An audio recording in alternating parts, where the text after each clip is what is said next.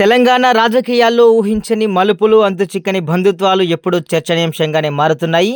తాజాగా అసెంబ్లీ ఎన్నికల ఫలితాల అనంతరం జూబ్లీహిల్స్ నియోజకవర్గం కేంద్రంగా జరుగుతున్న ఓ కలయిక రాష్ట్ర రాజకీయ వర్గాల్లో పెద్ద చర్చకు దారి తీసిందని కూడా చెప్పుకోవచ్చు. ముఖ్యంగా జూబ్లీహిల్స్ నుంచి ఇటీవలే కాంగ్రెస్ అభ్యర్థిగా ఎమ్మెల్యేగా గెలుపొందినటువంటి నవీన్ యాదవ్ ఆయన మామయ్య బీఆర్ఎస్ పార్టీ సీనియర్ నేత అయినటువంటి తలసాని శ్రీనివాస్ యాదవ్తో భేటీ అయ్యారు. ఈ సమావేశం సాధారణ బంధుత్వ పరమైనది అయినా దాని వెనుక ఉన్న రాజకీయ అర్థాలు, నిగూఢ వ్యూహాలు కూడా ఇప్పుడు విశ్లేషకులకు కొత్త పాయింట్లను, కొత్త ఆలోచనను రేకెత్తిస్తున్న పరిస్థితి మనకు కనబడతా ఉంది. ఇక జూబ్లీహిల్స్ ఫలితం చూస్తే నవీన్ యాదవ్ కాంగ్రెస్ తరపున గెలిచారు. ఈ విజయాన్ని కేవలం కాంగ్రెస్ పునరుజ్జీవనానికి ఆపాదించలేం. ఎందుకంటే జూబ్లీహిల్స్ అంటే బీఆర్ఎస్కు పట్టున్న నియోజకవర్గం. తలసాని శ్రీనివాస్ యాదవ్ ముఖ్య అనుచరుడైన మాగంటి గోపీనాథ్ అక్కడ సిట్టింగ్ ఎమ్మెల్యేగా ఉన్నారు. ఇలాంటి బలమైన ప్రత్యర్థిపై సరికొత్త అభ్యర్థి అయిన నవీన్ యాదవ్ విజయం సాధించడం వెనుక ఆయన కుటుంబ బంధాలే కీలకంగా పనిచేశాయనేది కూడా రాజకీయ వర్గాల మాట. తలసాని శ్రీనివాస్ యాదవ్ బీఆర్ఎస్ అభ్యర్థి తరపున ప్రచారంలో పెద్దగా చురుగ్గా పాల్గొనలేదనే గుసగుసలు కూడా బలంగా వినిపించాయి. సొంత పార్టీ అభ్యర్థికి దూరంగా ఉంటూ తన అల్లుడు నవీన్ యాదవ్కు తెర వెనుక పూర్తి మద్దతు ఇచ్చారనేది బహిరంగ రహస్యమైంది. ఇక నవీన్ యాదవ్కు కాంగ్రెస్ టికెట్ కేటాయించినప్పటి నుంచే ఈ చర్చ మొదలైంది.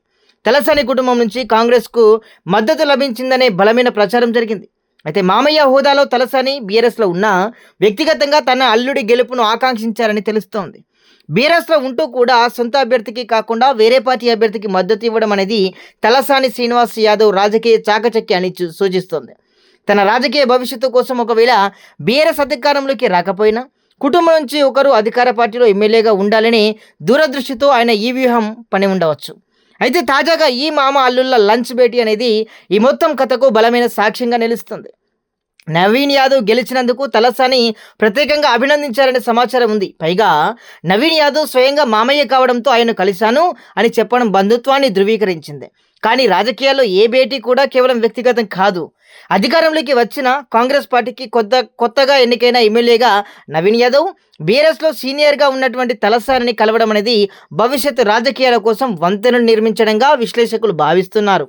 ఈ భేటీ ద్వారా ఇటు తలసానికి కాంగ్రెస్ నేతలతో సాన్నిహిత్యం, అటు నవీన్కు హైదరాబాద్ సిటీ రాజకీయాలపై మామ అనుభవం రెండూ లభిస్తాయి. అయితే నిజానికి తలసాని శ్రీనివాస్ యాదవ్ ఇప్పుడు బీఆర్ఎస్ పార్టీలో ఉన్నారు.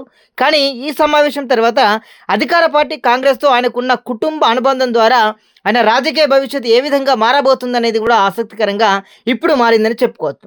కొత్త ప్రభుత్వంలో నవీన్ యాదవ్ పాత్ర ఏంటి? నవీన్ యాదవ్ ద్వారా తలసాని పరోక్షంగా కాంగ్రెస్ ప్రభుత్వంతో సంబంధాలు కొనసాగిస్తారా అనేటువంటి ప్రశ్నలకు రానున్న రోజుల్లో సమాధానం అయితే దొరికే పరిస్థితి కనబడుతోంది. ఇక జూబ్లీహిల్స్ గెలుపు కాంగ్రెస్కు బలాన్ని ఇస్తే తలసాని నవీన్ యాదవ్ బంధం మాత్రం తెలంగాణ రాజకీయాల్లో కొత్త సమీకరణాలకు, పార్టీలకు అతీతమైన కుటుంబ బంధాల బలానికి నిదర్శనంగా నిలిచింది.